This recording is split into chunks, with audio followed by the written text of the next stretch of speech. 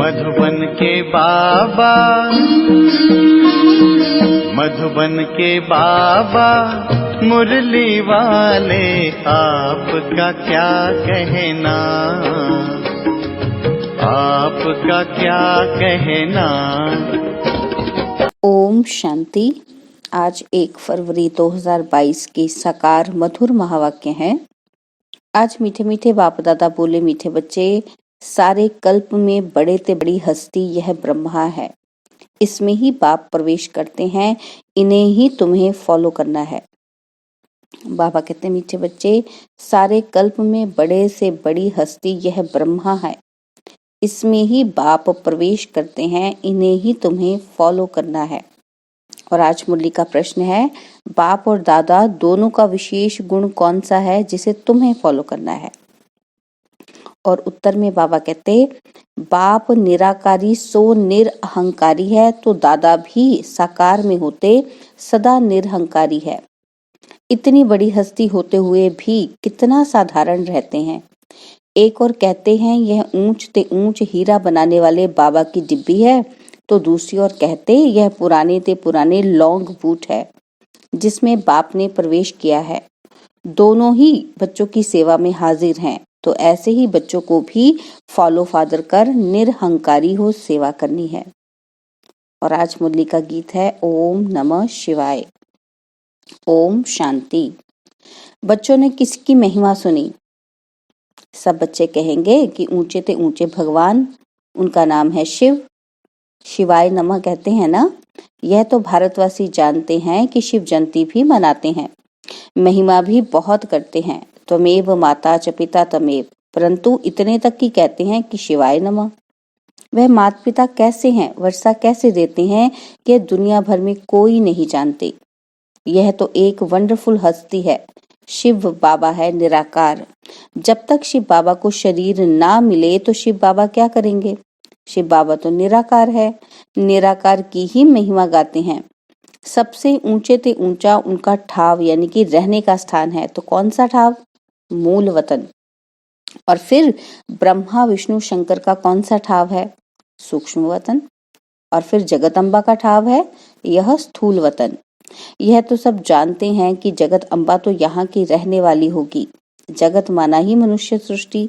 नाम तो बहुत अच्छा है जगदम्बा, परंतु वह कौन है, कहाँ से आई, यह कुछ भी जानते नहीं। जान पहचान कहाँ से मिली? जरूर कोई मनुष्य हस्ती से मिलनी चाहिए जिसमें परमपिता परमात्मा आवे। निराकार आत्माएं भी साकार हस्ती में आती हैं।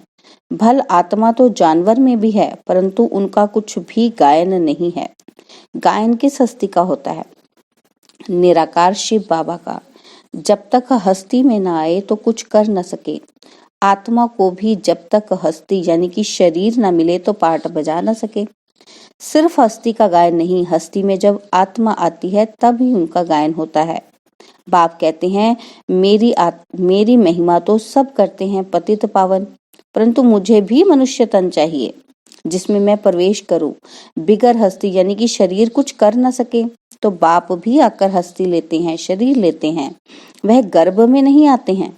शिव जयंती भी गाई जाती है, परंतु शिव बाबा किस हस्ती में और कब आया यह नहीं जानते। अच्छा, रात्रि में आया, परंतु किस हस्ती में आया यह नहीं जानते। गाते भी हैं कि भागीरथ अर्थात भाग्यशाली रथ, तो जरूर मनुष्य हस्ती होगी। यह जो हस्ती है जिसमें परमपिता परमात्मा प्रवेश करते हैं, यह कितनी ऊंची हस्ती है। अभी तुम जानते हो शिव बाबा ब्रह्मा के सिवाय किसी भी हस्ती में आ नहीं सकता। परमपिता परमात्मा ब्रह्मा द्वारा ही आकर मनुष्य सृष्टि रचते हैं। जब जब भारत बहुत दुखी और भ्रष्टाचारी हो जाता है, तब परमपिता परमात्मा इस हस्ती में प्रवेश कर तुम्हें सुखी श्रेष्ठाचारी बनाते हैं। इस भागीरथ बिगर शिव बाबा भी कुछ नहीं कर सकते। कोई तो चाहिए ना। यह हस्ती शिव बाबा की है। यह ना तो बाबा कहते यह ना हो तो तुम शिव बाबा से वर्षा ही नहीं पा सकते। गाया भी जाता है कि प्रजापिता ब्रह्मा अथवा त्रिमूर्ति ब्रह्मा, देव देव महादेव कहते हैं।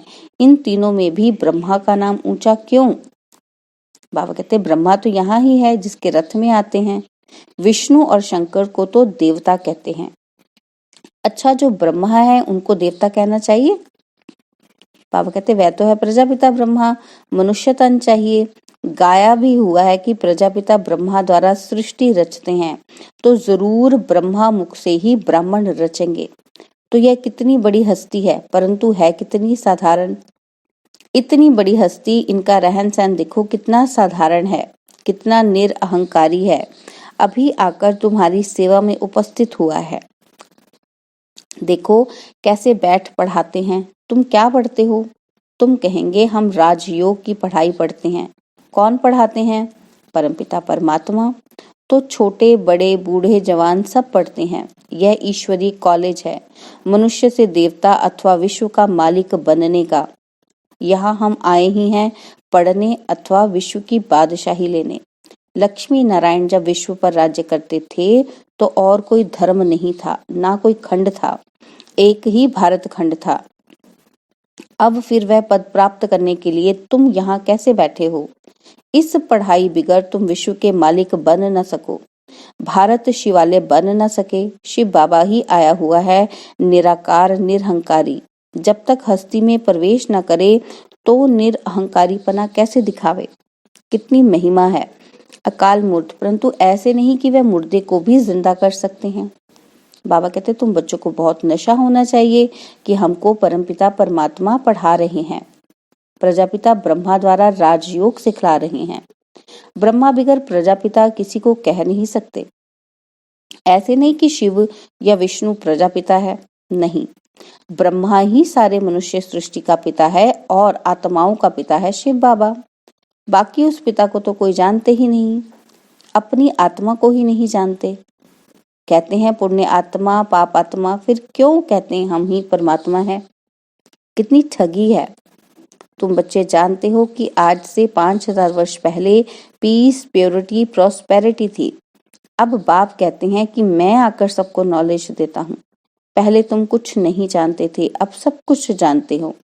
बाप की बायोग्राफी बाप से ही जानी जाती है। अब निराकार की बायोग्राफी कैसे हो सकती है? तो जरूर जब साकार में आए तब बायोग्राफी हो। सिर्फ आत्मा की बायोग्राफी नहीं हो सकती, जीव आत्मा बने तब पुनर्जन्म में आवे और बायोग्राफी भी हो। लोग कहते हैं 84 लाख योनियां हैं। बाप कहते हैं कि 84 लाख जन्म थोड़े होते हैं, यह सब गपोड़े हैं। बाप खुद कहते हैं कि मैं ब्रह्मा के तन में आकर तुमको वेदों का सार समझाता हूँ, साथ साथ राजयोग सिखलाता हूँ और रचयिता रचना के आदि मध्य अंत का राज भी समझाता हूँ। जब पहले पहले बड़े बड़े ऋषि मुनि ही नहीं जानते थे तो उनकी औलाद फिर कैसे जान सकती? तो देखो बड़े से बड़ी हस्ती कितनी साधारण रूप में है। ऊंचे ते ऊंच हीरा बनाने वाला बाप है, उनकी यह डिब्बी है। रथ कहो, पुरानी जुत्ती कहो, सबसे पुरानी जुत्ती यह है। पहले पहले जब आत्मा आती है तो बिल्कुल नंबर 1 थी। श्री नारायण को नंबर 1 रखेंगे और श्री लक्ष्मी भी प्लस में है।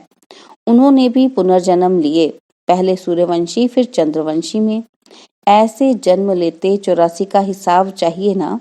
84 लाख का हिसाब तो कोई बता ना सके। 84 लाख जन्मों के कारण फिर कल्प की आयु भी लाखों वर्ष लिख दी है। अगर लाखों वर्ष होते तो भारतवासी हिंदू बहुत होते, परंतु यह तो संख्या और ही कम है। भारत का देवी देवता धर्म प्राय लोप हो गया है। कोई भी अपने को देवता नहीं कह सकते, क्योंकि देवता तो सर्वगुण संपन्न थे। अब वह है नहीं। रावण है ना कि राम राज्य। बाबा कहते रावण राज्य है ना कि राम राज्य। दुनिया वाले न राम की न रावण की बायोग्राफी को जानते हैं। दिन प्रतिदिन रावण की पाग बढ़ती जाती है, दुनिया पतित होती जाती है। 16 कला से गिरते गिरते 9 कला। सब कहते मुझ निर्गुण हारे में कोई गुण नहीं, आप पे ही तरस करो तो हम सर्वगुण संपन्न 16 कला संपूर्ण बने। भारत पहले परेशान था, कहने मात्र तो कहते हैं, परंतु सृष्टि चक्र को कुछ जानते नहीं। पाप कहते हैं तुमको माया ने तुच्छ बुद्धि बना दिया है, परंतु अपना घमंड कितना है। तुम बच्चों को बाप कहते हैं मीठे बच्चे, तुम राम को याद करो तो माला में पिरोने लायक बन जाएंगे। रुद्रमाला के बाद होती है विष्णुमाला। भगत माला में भक्तों की महिमा होती है। यह रुद्रमाला फिर विष्णुमाला में पिरोनी है, यानी विष्णु के राज्य में जाते हैं। कितना ऊंचा ज्ञान है। संन्यास भी 2 प्रकार का है। वह है हठ योग संन्यास। कर्म संन्यास तो कभी हो नहीं सकता। कर्म बिगर तो मनुष्य रह नहीं सकता। प्राणायाम चढ़ाकर बैठ जाएं, फिर भी कर्म तो करेंगे ना। अनेक प्रकारों से प्रैक्टिस करते हैं। वह कोई राजयोग नहीं, वह है हद का संन्यास, हठ योग संन्यास। वह भी भारत का धर्म है पवित्रता का। परंतु देवी देवताओं जितना पवित्र और कोई धर्म हो ही नहीं सकता। वहां कोई संन्यास नहीं करना पड़ता, क्योंकि आत्मा पवित्र है तो उनको शरीर भी पवित्र मिलता है। आत्मा में ही खाद पड़ती है। कला कम होते होते पतित बनना है। अभी सभी आत्माएं आयरन एज में हैं, सब सांवरे हैं। आत्मा जब पवित्र थी तो गोरी थी। अभी आत्मा अपवित्र है तो शरीर भी अपवित्र काले हैं। गाया भी जाता है श्याम सुंदर। कृष्ण का चित्र भी काला और गोरा बनाते हैं। बाबा कहते अभी तुम सभी श्याम सुंदर हो। पहले भारत गोल्डन एज था, अब आयरन एज है। अब फिर बाबा ज्ञान चिता पर बिठाए गोरा बनाते हैं। अगर मुक्ति और जीवन मुक्ति चाहिए तो वह विकारों का हथियाला कैंसिल करना है। पवित्रता की राखी बांधो। यह अभी की ही बात है, जबकि तुम ब्रह्मा के बच्चे हो। ब्राह्मण बनने बिगर कोई भी यहाँ आ नहीं सकते। तुम तो ब्रह्मा मुखवंशावली ब्राह्मण। बाबा कहते तुम हो ब्रह्मा मुखवंशावली। शिव बाबा कहते हैं मुझ निराकार की महिमा तो गाते हैं, परंतु शरीर जब तक ना ले तो कर ही क्या सकते। बाबा क्या कर सकते। बाबा कहते मैं बहुत जन्मों के अंत के जन्म में आता हूँ। अभी सबका विनाश होना है। ब्रह्मा द्वारा स्थापना किसकी? कलयुग की स्थापना तो कभी होती नहीं। स्थापना होती है सतयुग की, संगम पर। बाप कहते हैं कि मैं आता हूँ संगम युग पर। तुम ब्राह्मणों के लिए यह संगम है और बाकी सबके लिए कलयुग। इस समय सब घोर अंधियारे में है, तो घोर अंधियारे को ही बाप आकर घोर सोझरा करते हैं। तुम बच्चे जानते हो यह तो विचित्र चीज है। कृष्ण तो छोटा बच्चा है, वह तो कुछ समझा ना सके। कृष्ण की आत्मा भी भिन्न नाम रूप में इनसे समझ रही है अंतिम जन्म में, इसलिए इनको श्याम सुंदर भी कहते हैं। अच्छा, मीठे मीठे सिकिलदे बच्चों प्रति माता पिता बाप दादा का याद प्यार और गुड मॉर्निंग। रूहानी बाप की रूहानी बच्चों को नमस्ते। हम रूहानी बच्चों की रूहानी बाप दादाजी को दिल व जान सिकवा प्रेम से नमस्ते। ओम शांति। प्यारे बाबा, मीठे बाबा, मेरे बाबा, शुक्रिया बाबा, शुक्रिया बाबा, शुक्रिया बाबा। धारणा के लिए मुख्य सार है। पहला पॉइंट है बाप दादा के समान निरहंकारी और निराकारी बनना है, सबकी सेवा करनी है। और सेकंड पॉइंट है मुक्ति जीवन मुक्ति के लिए पवित्रता की राखी बांधनी है, ज्ञान चिता पर बैठना है। और बाबा ने हमें वरदान दिया कि पावरफुल ब्रेक द्वारा सेकंड में व्यक्त भाव से परे होने वाले अव्यक्त फरिश्ता व अशरीरी भव। पावरफुल ब्रेक द्वारा सेकंड में व्यक्त भाव से परे होने वाले अव्यक्त फरिश्ता व अशरीरी भव। चारों ओर आवाज का वायुमंडल हो, लेकिन आप 1 सेकंड में फुल स्टॉप लगाकर व्यक्त भाव से परे हो जाओ। एकदम ब्रेक लग जाए तब कहेंगे अव्यक्त फरिश्ता व अशरीरी। अभी इस अभ्यास की बहुत आवश्यकता है, क्योंकि अचानक प्रकृति की आपदाएं आनी हैं। उस समय बुद्धि और कहाँ भी नहीं जाए, बस बाप और मैं। बुद्धि को जहाँ लगाना चाहे वहाँ लग जाए। इसके लिए समाने और समेटने की शक्ति चाहिए, तब उड़ती कला में जा सकेंगे। और आज मुरली का स्लोगन है खुशी की खुराक खाते रहो तो मन और बुद्धि शक्तिशाली बन जाएगी। स्लोगन खुशी की खुराक खाते रहो तो मन और बुद्धि शक्तिशाली बन जाएगी। और आज मातेश्वरी जी के अनमोल महावाक्य भी सुनेंगे। तो मातेश्वरी जी के वाक्य हैं कि दुनिया में अनेक प्रकारों की मत से परमात्मा की श्रेष्ठ मत। इस दुनिया में 3 प्रकार की मत है, एक है मनमत, दूसरी है गुरुमत और तीसरी है शास्त्र मत। तो अब विचार की बात है कि मनमत, गुरुमत अथवा शास्त्र मत सभी आत्माओं की मत ठहरी ना देवता मत ठहरी, ना परमात्मा की मत ठहरी। भल कोई देवता की मत मिले, परंतु वो मनुष्य आत्मा की मत हुई। परंतु देवताएं तो सर्वगुण संपन्न, 16 कला संपूर्ण हैं। उन्हें गुरु मत, शास्त्र मत की जरूरत नहीं है। उन्हें गुरु की भी जरूरत नहीं थी। गुरु किया जाता है सदगति के लिए।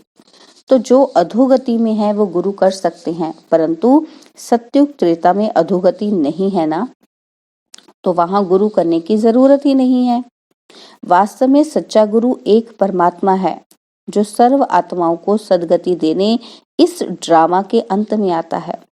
बाकी तो सभी नाम मात्र गुरु हैं, क्योंकि कोई भी मनुष्य आत्मा मुक्ति और जीवन मुक्ति का रास्ता बता नहीं सकती। देवताएं भी मनुष्य से देवता बने हैं, बाकी वे कोई तीसरी आंख वाले या 4 भुजाधारी नहीं थे। लोग तो समझते हैं कि देवताएं कोई मनुष्य से भिन्न होंगे। हाँ, भिन्नता यह है कि वो 16 कला संपूर्ण होने के कारण बहुत पवित्र हैं। उनके संस्कार शुद्ध थे। बाकी मनुष्य तो मनुष्य थे। मनुष्य में जब दैवी गुण हैं तो उन्हें देवता कहते हैं। अब यह मत हमको परमात्मा द्वारा मिल रही है। हम मनुष्य मत या गुरु मत पर नहीं हैं, हम चल रहे हैं परमात्मा की मत पर। सभी आत्माओं से परमात्मा की जरूर श्रेष्ठ मत होगी। परमात्मा की मत तो सर्वश्रेष्ठ होगी। अच्छा, ओम शांति। और अब यह एक बहुत अच्छी वीडियो भी जरूर देखें।